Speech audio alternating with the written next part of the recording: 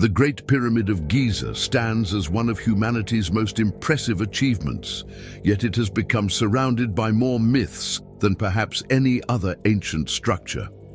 For decades, fringe theories have claimed that the pyramids were built by aliens, lost advanced civilizations, or through mysterious technologies now forgotten. The reality, supported by extensive archaeological evidence, is far more remarkable. These monuments were built by skilled human workers using ingenious techniques, careful planning, and an understanding of engineering principles that still impress experts today.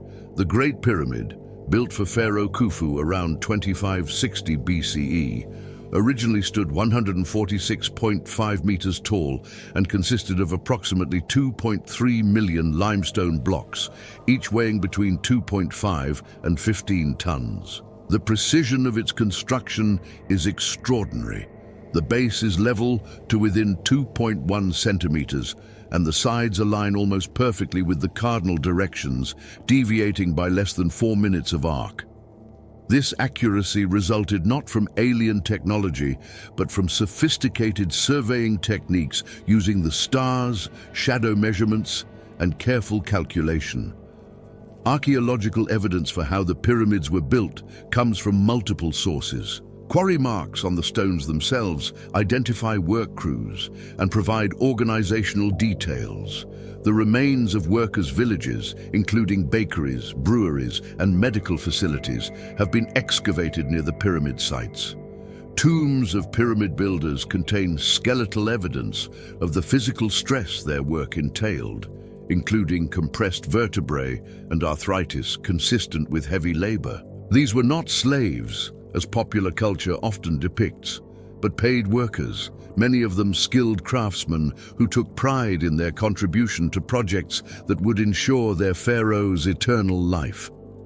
The limestone blocks for the pyramid's core came from local quarries, visible to this day with ancient tool marks still present. Workers quarried stone by cutting channels around blocks, inserting wooden wedges, then soaking the wedges with water. As the wood expanded, it split the stone along natural fracture lines, a technique requiring no advanced technology, only knowledge of materials and patient labor. Copper and later bronze tools combined with harder stone pounders provided the cutting implements. Experimental archaeology has demonstrated that these ancient tools could effectively shape limestone. Transporting the massive blocks presented another engineering challenge. The Nile River provided natural transportation for much of the journey, with stones loaded onto boats during the annual flood season when water levels rose. From the river to the construction site, workers moved blocks using wooden sledges pulled across sand. A tomb painting from Jehutihotep shows 172 men pulling a large statue on a sledge while a worker pours liquid in front of it. Recent experiments by physicists at the University of Amsterdam demonstrated that wetting the sand reduces friction dramatically, making it much easier to pull heavy loads, a simple but effective technique.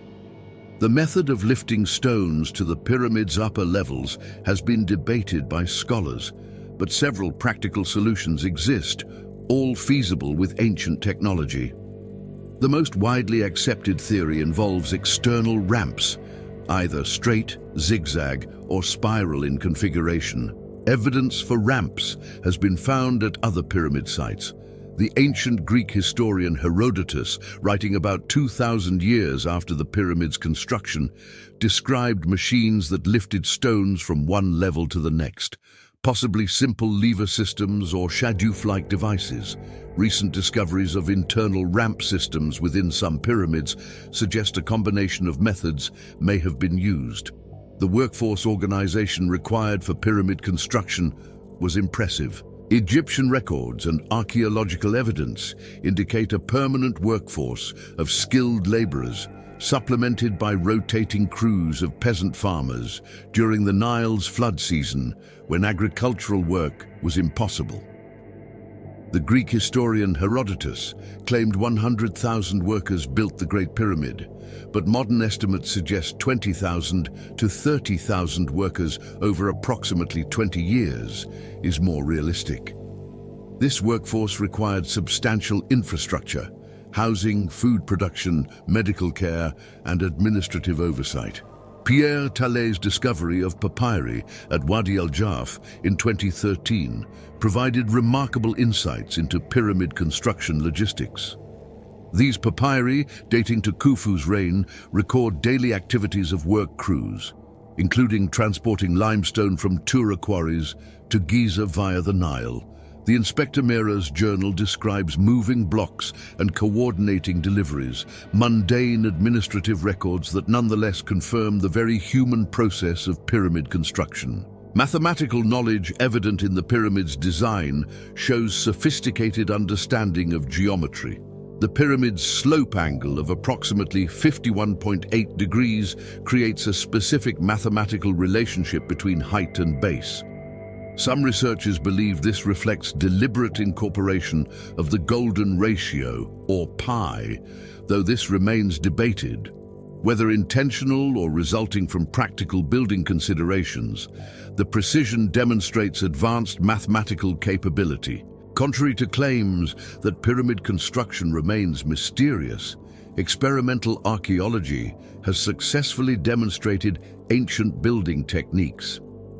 In 1978, Japanese researchers built a small pyramid using only tools and methods available to ancient Egyptians. While they encountered challenges, they proved the techniques workable. French architect Jean-Pierre Houdin has proposed a detailed internal ramp theory based on architectural analysis, offering plausible explanations for techniques that left minimal archaeological traces. The notion that aliens or lost civilizations built the pyramids fundamentally misunderstands both the evidence and the capabilities of ancient peoples. This perspective, often called ancient astronaut theory, implicitly suggests that non-European civilizations couldn't achieve such feats independently, a viewpoint that many scholars consider culturally insensitive and historically inaccurate. The pyramids represent the culmination of Egyptian architectural development, visible in earlier structures like the step pyramid at Saqqara and the bent pyramid at Dashur, showing clear progression of techniques. Modern technology continues revealing new details about pyramid construction. In 2017, scientists using cosmic ray muon detectors discovered a large void within the Great Pyramid, a chamber whose purpose remains unknown. Rather than evidence of alien intervention, this discovery demonstrates that even well-studied structures hold secrets awaiting modern investigative techniques. LiDAR scanning, ground-penetrating radar, and thermal imaging continue expanding our understanding without requiring supernatural explanations. The workers who built the pyramids left their mark in ways beyond the structures themselves. Graffiti in the chamber's names work gangs with titles like Friends of Khufu and Drunkards of Menkaure, showing the human personalities behind the monumental labor. Medical papyri describe treatments for injuries consistent with construction work, broken bones, cuts, and strains. These details paint a picture of real people engaged in an extraordinary but fundamentally human endeavor. Understanding how the pyramids were actually built enhances rather than diminishes their wonder. The achievement lies not in impossible alien technology, but in human ingenuity, organization, and determination. Thousands of workers coordinated over decades, applying accumulated knowledge and innovative problem-solving to create structures that have endured for 4,500 years. This human triumph deserves recognition on its own terms, without attributing it to extraterrestrial intervention. Egyptian hieroglyphic writing, with its elaborate pictorial symbols, has captivated observers for millennia. After ancient Egypt's decline, the ability to read hieroglyphs was lost for over 1,000 years. transforming the elegant script into mysterious symbols that fueled countless theories about hidden knowledge and secret wisdom. The decipherment of hieroglyphs in the early 19th century stands as one of archaeology's greatest achievements, revealing not mystical secrets, but the very human concerns, beliefs, and daily activities of ancient Egyptians. Hieroglyphic writing developed around 3200 BCE, roughly contemporaneous with Sumerian cuneiform. The word hieroglyph comes from Greek words meaning sacred carving, reflecting the script's prominent use in temples and tombs. However, hieroglyphs recorded far more than religious texts. They documented administrative records, personal letters, medical treatments, mathematical calculations, literature, and historical events, the full spectrum of a literate civilization's written output. The hieroglyphic system was complex and sophisticated. It combined logographic elements, symbols representing words or concepts, phonetic elements, symbols representing sounds, and determinatives, symbols clarifying meaning. A single text might use all three types. For example, the sun hieroglyph could represent the sun itself, the god Ra, the sound Ra, or serve as a determinative for daytime-related words. This flexibility made hieroglyphs adaptable but challenging for modern decipherers. Egyptian scribes also used two cursive scripts derived from hieroglyphs: hieratic, used for religious texts and administration, and later demotic, a more simplified script for everyday documents. All three scripts coexisted for much of Egyptian history, used in different contexts, much as we might use different fonts or handwriting styles today. Scribes underwent years of training, learning thousands of symbols and their various uses, making literacy a specialized skill that conferred social status. The decline of ancient Egyptian civilization under Greek and Roman rule gradually eroded knowledge of hieroglyphs. The last known hieroglyphic inscription dates to 394 CE at the Temple of Philae. As Christianity spread through Egypt, Coptic, Egyptian written in Greek letters, replaced older scripts. By medieval times, no one could read hieroglyphs, though the symbols remained visible on countless monuments throughout Egypt. During Egypt's isolation from literate interpretation, fantastical theories proliferated. European scholars in the Renaissance believed hieroglyphs contained mystical wisdom or universal symbolic languages. Athanasius Kircher, a 17th century Jesuit scholar, published elaborate interpretations of hieroglyphs that were completely incorrect but influential. He believed each symbol represented complex philosophical concepts rather than functioning as a writing system. These mystical interpretations, though wrong, reflected genuine fascination with ancient Egypt. The breakthrough came with the Rosetta Stone's discovery in 1799 by French soldiers during Napoleon's Egyptian campaign. This granodiorite stele, inscribed in 196 BCE, contained the same text in three scripts: hieroglyphic, demotic, and ancient Greek. Since Greek could be read, the stone provided a potential key to deciphering the other two scripts. Napoleon scholars immediately recognized its importance, and copies were distributed to researchers across Europe. The decipherment process took decades and involved multiple scholars, though Jean-François Champollion ultimately achieved the breakthrough. Earlier work by Thomas Young established that hieroglyphs included phonetic elements, not just symbolic ones, challenging the prevailing mystical interpretation. Young correctly identified several hieroglyphic signs and proposed that cartouches, oval enclosures, contained royal names. This was crucial because the Rosetta Stone's Greek text mentioned Ptolemy, providing a known name to work with. Champollion built on Young's work, combining his expertise in Coptic, the latest form of Egyptian language, with systematic comparison of the three texts. In 1822, after years of intensive study, Champollion announced his breakthrough. Hieroglyphs formed a complete writing system, combining phonetic and semantic elements. Using his knowledge of Coptic, he could assign sound values to hieroglyphic symbols and begin reading entire texts. His Lettres Monsieur Dacier, explaining his method, established Egyptology as a scientific discipline.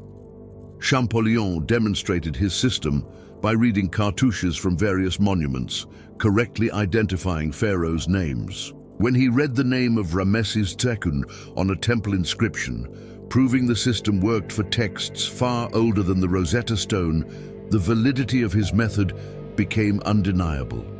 For the first time in over a millennium, ancient Egyptian voices could be heard again, not through mystical revelation, but through linguistic analysis and scholarly dedication. The decipherment revealed that hieroglyphic texts contained no secret mystical wisdom unknown to other ancient cultures. Instead, they recorded the practical concerns of real people: tax records, boundary disputes, love poetry, medical treatments, ethical teachings, historical chronicles, and religious hymns. The famous negative confession from the Book of the Dead, once thought to contain profound mysteries, turned out to be a list of sins the deceased claimed not to have committed, essentially an ancient legal defense for the afterlife. Medical papyri demonstrated Egyptian physicians' empirical approach to healthcare. The Edwin Smith papyrus, dating to around 1600 BCE, but copying older material, systematically describes 48 surgical cases with remarkably rational diagnoses and treatments. It distinguishes between conditions that can be treated, those requiring ongoing care, and those beyond help, a triage system showing scientific thinking. While some treatments involved magical elements, many were practically effective. Honey as an antibacterial agent, willow bark containing salicylic acid related to aspirin for pain, and moldy bread containing natural antibiotics for wounds. Mathematical papyri revealed Egyptian computational abilities. The Rind mathematical papyrus contains 84 problems covering arithmetic, geometry, and algebra. Egyptians used fractions, calculated areas and volumes, and solved practical problems like distributing goods or calculating pyramid slopes. Their methods differed from modern approaches, but were mathematically sound and practical for their purposes. Literary texts showed Egyptians grappling with timeless human concerns. The Tale of Sinu narrates one man's exile and return, exploring themes of identity and belonging. The Eloquent Peasant presents a farmer's arguments for justice before officials, demonstrating Egyptian values regarding fairness and rhetoric. Love poems express romantic feelings in terms still recognizable today. These texts humanize ancient Egyptians, showing emotional lives much like our own. The decipherment of hieroglyphs transformed Egyptology from speculation to science. Modern scholars can read thousands of texts in original languages, understanding ancient Egyptian civilization through its own words rather than Greek and Roman interpretations. New discoveries continue. In 2022, archaeologists announced finding a 3,000-year-old lost golden city near Luxor, complete with readable inscriptions providing historical context. Digital technology now aids hieroglyphic research. Databases catalog thousands of texts, making comparative analysis easier. Computer algorithms can identify handwriting styles of individual scribes. High-resolution photography reveals faded inscriptions invisible to earlier researchers. These tools accelerate research while maintaining the rigorous methodology established by Champollion and his successors. The story of hieroglyphic decipherment illustrates how genuine mysteries yield to patient scientific investigation. No alien intervention or lost super-civilization was needed, just human curiosity, linguistic skill, and the fortunate preservation of a trilingual text. The ancient Egyptians documented their world extensively. We needed only to learn their language to hear what they had to say. Ancient Egypt's reputation for mystery and magic often overshadows its genuine scientific and technological achievements. While Egyptian medicine included magical elements, it also featured remarkably rational diagnosis and treatment. Egyptian engineers accomplished impressive feats through understanding of materials and mechanics. Egyptian astronomers tracked celestial cycles crucial for agriculture and religion. These accomplishments resulted from observation, experimentation, and accumulated knowledge passed through generations, the foundations of scientific thinking. Egyptian medicine represents one of the ancient world's most advanced medical traditions. Multiple medical papyri survive, the most important being the Edwin Smith surgical papyrus, the Ebers papyrus, and the Cahun gynecological papyrus. These texts demonstrate systematic approaches to medical problems, distinguishing between conditions, describing symptoms, and prescribing treatments. The Edwin Smith papyrus, possibly composed around 3000 BCE, though the surviving copy dates to 1600 BCE, contains 48 surgical cases arranged anatomically from head to toe. What makes the Edwin Smith papyrus remarkable is its rational empirical approach. Each case follows a standard format: title, examination procedures, diagnosis, and treatment. The text uses the terms "an ailment I will treat," "an ailment I will contend with," and "an ailment not to be treated," essentially categorizing cases by prognosis. Treatments focus on practical interventions, setting bones, suturing wounds, applying bandages, and monitoring healing. Magical spells appear occasionally, but are clearly secondary to physical treatment. The papyrus recognizes the brain's importance, noting that head injuries can affect other body parts, an early understanding of neurological function. It describes the pulse, stating that the heart speaks through vessels throughout the body, showing awareness of circulation long before William Harvey's 17th century work. While Egyptians didn't fully understand anatomy as modern science does, their observations were accurate within their framework. The Ebers papyrus, dating to 1550 BCE, contains over 700 remedies for various conditions including digestive disorders, skin diseases, dental problems, and gynecological issues. Some treatments seem purely magical, like spells to drive out disease demons. Others are practically effective. Honey for wound treatment, its antibacterial properties are now scientifically confirmed. Garlic for heart conditions and parasites. Modern research supports cardiovascular benefits, and castor oil as a laxative, still used today. Egyptian pharmacology drew on hundreds of plant, animal, and mineral substances. Identifying ancient drugs' active ingredients reveals that many had genuine medicinal properties. Opium poppy appears in texts for pain relief and cough suppression. Willow bark contains salicylic acid, related to aspirin. Fenugreek was used for labor induction and contains compounds that can stimulate contractions.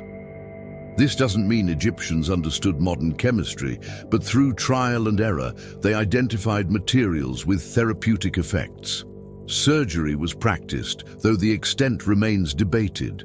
Mummification provided familiarity with anatomy, though religious restrictions limited dissection of living subjects. Evidence of successful trepanation, skull drilling, exists. Some patients survived the procedure and lived for years afterward, shown by bone healing around the opening. Circumcision was common, depicted in tomb reliefs. Dentistry was practiced, treating abscesses and performing extractions, though dental health was generally poor due to sand in bread causing severe tooth wear. Egyptian engineering achieved impressive results through understanding of mechanics and materials. Water-lifting devices like the shaduf, counterweighted pole, and later the Archimedes screw enabled irrigation. Wooden boats capable of sailing the Nile and Mediterranean demonstrate sophisticated naval architecture. Glass-making technology produced decorative objects and eventually usable vessels. Metalworking advanced from copper and bronze to limited iron use by the late period. The construction of obelisks, single stone pillars weighing hundreds of tons, demonstrates engineering sophistication. The unfinished obelisk at Aswan, still attached to bedrock, shows how workers quarried these massive stones. They created channels around the intended obelisk, used dolerite stone pounders to gradually deepen these channels, then attempted to separate the obelisk from its base by creating slots and using wedges. This particular obelisk cracked during extraction and was abandoned, providing a rare glimpse of ancient quarrying in progress. Transporting and erecting obelisks required ingenious techniques. Workers likely moved them on sledges, using ramps to load them onto boats for river transport. Erecting an obelisk involved tilting it into a prepared hole, possibly using sand-filled ramps that were gradually dug away, allowing controlled lowering. While exact methods remain debated, successful erection of dozens of obelisks proves Egyptians solved these engineering challenges through practical means. Egyptian astronomy served primarily practical and religious purposes rather than theoretical science as we understand it. Egyptians tracked the sun, moon, and stars to maintain their calendar. The heliacal rising of Sirius, its first appearance before dawn after a period of invisibility, coincided with the Nile's annual flood, crucial for agriculture. This observable astronomical event provided a natural calendar marker more reliable than the 365-day civil calendar, which slowly drifted out of synchronization with seasons. Egyptian astronomers identified circumpolar stars, those that never set below the horizon, and used them for north-south orientation. The famous diagonal star clocks in tomb ceilings divided the night into hours based on rising times of specific stars. These weren't precise timekeepers by modern standards, but effectively divided the night for religious and practical purposes. The concept of dividing day and night into 12 hours each originated in Egypt, though hour lengths varied with seasons. Claims that Egyptians possessed advanced astronomical knowledge beyond what's documented are unsupported. They didn't know the Earth orbits the Sun, understand planetary motions beyond basic observations, or possess telescopes or other optical devices. Their astronomical achievements, while impressive for their time, remained naked-eye observations and practical applications, nothing requiring lost advanced civilizations or extraterrestrial contact to explain. Egyptian mathematics, recorded primarily in the Rind and Moscow mathematical papyri, handled practical problems, calculating areas, distributing goods, computing pyramid slopes, and determining storage capacity. Egyptians used a decimal system but wrote fractions as sums of unit fractions, 1, 2, 1, 3, 1, 4, etc. Multiplication and division used a doubling method rather than memorized tables. While different from modern approaches, Egyptian mathematics effectively solved the problems they encountered. The value of pi appears in Egyptian mathematics implicitly through area calculations. The Rind papyrus calculates a circle's area using 8D92, where D is diameter. This gives a pi value of approximately 3.16, reasonably close to the true value of 3.14159. Whether this represents deliberate calculation or an empirical rule of thumb isn't entirely clear, but it demonstrates practical geometric knowledge. Technology evolved gradually in Egypt over millennia. The static image of ancient Egypt as unchanging ignores substantial technological development. Old Kingdom pyramid building differed from New Kingdom temple construction. Bronze replaced copper. Glassmaking improved. Irrigation technology became more sophisticated. This gradual evolution characterizes human technological development, not sudden knowledge from external sources. Egyptian religion, with its animal-headed gods, elaborate funeral customs, and obsession with the afterlife, seems alien to modern sensibilities. Yet examining these beliefs reveals practical concerns and deeply human responses to mortality, uncertainty, and the natural world. Understanding Egyptian religion as a cultural system, rather than literal history, provides insights into how complex societies address existential questions while maintaining social cohesion. The Egyptian pantheon included hundreds of deities, many with overlapping domains and complex mythological relationships. Major gods like Ra, the sun, Osiris, resurrection and the afterlife, Isis, magic and motherhood, and Horus, kingship and the sky, represented natural phenomena and social concepts central to Egyptian life. The animal associations of Egyptian gods reflected observed characteristics. Thoth's ibis form connected him with knowledge. Ibis birds probed methodically like scholars seeking wisdom. Sekhmet's lioness form represented dangerous power, and Anubis's jackal form associated him with death. Jackals scavenged at desert burial sites. Egyptian creation myths varied by region and period. The Heliopolitan creation myth describes the god Atum emerging from primordial waters to create other gods through various means, eventually producing the world. The Memphite theology centers on Ptah creating through divine speech. These myths weren't competing truth claims, but complementary narratives explaining existence. Temples in different cities promoted their patron deities' importance, but Egyptians generally accepted multiple mythological frameworks coexisting. The concept of Ma'at, truth, justice, order, and cosmic balance formed the foundation of Egyptian ethics and politics. Pharaohs ruled not by arbitrary power, but as maintainers of Ma'at against Isfet, chaos. This ideology legitimized the monarchy while also constraining it. Kings who failed to maintain Ma'at through just rule, military protection, and proper religious observance risked losing divine approval. While this served ruling class interests, it also established ethical expectations for governance. Egyptian funerary practices, particularly mummification, aimed at preserving the body for the afterlife.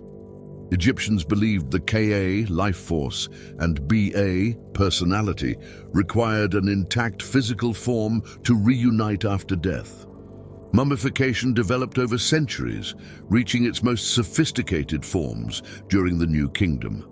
The process involved removing internal organs, except the heart, considered the seat of intelligence, desiccating the body with natron, a naturally occurring salt, and wrapping it in linen. This process, while based on religious beliefs, demonstrated practical understanding of decay prevention. The famous Valley of the Kings, containing over 60 tombs including Tutankhamun's, illustrates Egyptian funerary investment. These elaborate tombs, cut deep into rock and decorated with religious texts and scenes, housed bodies, possessions, and provisions for the afterlife. The discovery of Tutankhamun's nearly intact tomb in 1922 by Howard Carter revealed the extraordinary wealth buried with even a relatively minor pharaoh. Solid gold coffin, elaborate jewelry, furniture, chariots, and countless other objects. Claims that Tutankhamun's tomb contained impossible artifacts or evidence of advanced technology are false. Every object found has been thoroughly documented and analyzed. The famous cursed deaths of some expedition members have mundane explanations. Lord Carnarvon died from an infected mosquito bite, antibiotics didn't exist yet, and most team members lived normal lifespans. The curse was media sensationalism, not supernatural reality. Daily life in ancient Egypt varied enormously by social class, but was recognizable as fully human. Most Egyptians were farmers, their lives governed by the Nile's annual cycle. The flood season, Akhet from June to September, brought water and silt. The growing season, Pare from October to February, saw planting and tending crops. The harvest season, Shemu, from March to May, completed the cycle. During flood season, when fields were underwater, farmers might work on state projects like construction. Egyptian houses, for common people, were simple mud brick structures with flat roofs. Wealthy homes featured multiple rooms, courtyards, and more substantial construction. Furniture included beds, chairs, and storage chests. Egyptians wore linen clothing, simpler for workers, more elaborate for elites. Children often went naked in warm weather. Hygiene practices included bathing and using natron as soap. Cosmetics served both aesthetic and practical purposes. Kohl eye makeup reduced sun glare and may have had antibacterial properties. Egyptian cuisine centered on bread and beer, supplemented with vegetables, onions, garlic, leeks, lettuce, legumes, fish, and occasionally meat. Bread was coarse, often containing grit from grinding stones, which caused severe tooth wear visible in mummies. Beer was thick and nutritious, consumed by all classes, and sometimes used as wages. Wealthy Egyptians enjoyed greater variety, including beef, game, wine, honey, and imported luxuries. Education in ancient Egypt was limited and primarily vocational. Scribal schools trained boys, occasionally girls from elite families, in reading, writing, and mathematics. Students copied classic texts repeatedly to memorize content and develop handwriting. Physical punishment for mistakes was common. The profession was respected. Texts described the scribe's comfortable life compared to farmers' and laborers' hardships. Most Egyptians learned their trades through apprenticeship, not formal schooling. Women in ancient Egypt had more rights than in many ancient societies, but still faced significant restrictions. Women could own property, conduct business, initiate divorce, and serve as priestesses. Some women, like Hatshepsut and Cleopatra, ruled as pharaohs, though this was exceptional. Most women's work centered on household management, textile production, and child rearing. Marriages were arranged by families, with girls typically marrying in their early teens to older men. Egyptian influence on later civilizations was substantial and documented. Greek scholars studied in Egypt. Herodotus visited and wrote extensively about Egyptian customs. Plato reportedly studied there, and Hellenistic scholars at Alexandria's library preserved Egyptian knowledge. Roman emperors presented themselves as pharaohs in Egypt, adopting some customs. Early Christianity developed significantly in Egypt, with Coptic church traditions preserving elements of ancient Egyptian culture. The legacy of ancient Egypt in modern culture is problematic in some respects. Egyptomania, Western fascination with ancient Egypt, has often romanticized or mystified Egyptian civilization while ignoring modern Egyptians and their connection to this heritage. The display of mummies in museums raises ethical questions about respecting human remains. Archaeological removal of artifacts from Egypt during colonial periods constitutes cultural heritage loss. Though some items' preservation arguably benefited from museum care, modern Egypt maintains complex relationships with its ancient past. Ancient monuments drive tourism, a major economic sector, while Islamic identity sometimes tensions with celebrating pre-Islamic heritage. The Grand Egyptian Museum, opening near the pyramids, represents Egypt's assertion of authority over its cultural patrimony. Repatriation debates continue regarding artifacts in foreign museums. Understanding ancient Egypt requires neither mystification nor dismissal, but rather recognition of a complex civilization that developed over 3 millennia. Egyptians were neither primitive nor impossibly advanced, but rather human, creative, practical, spiritual, and flawed. Their achievements in architecture, art, administration, and cultural continuity resulted from the same human capacities we possess, applied persistently over many generations. This human story, based on evidence rather than speculation, makes ancient Egypt truly remarkable.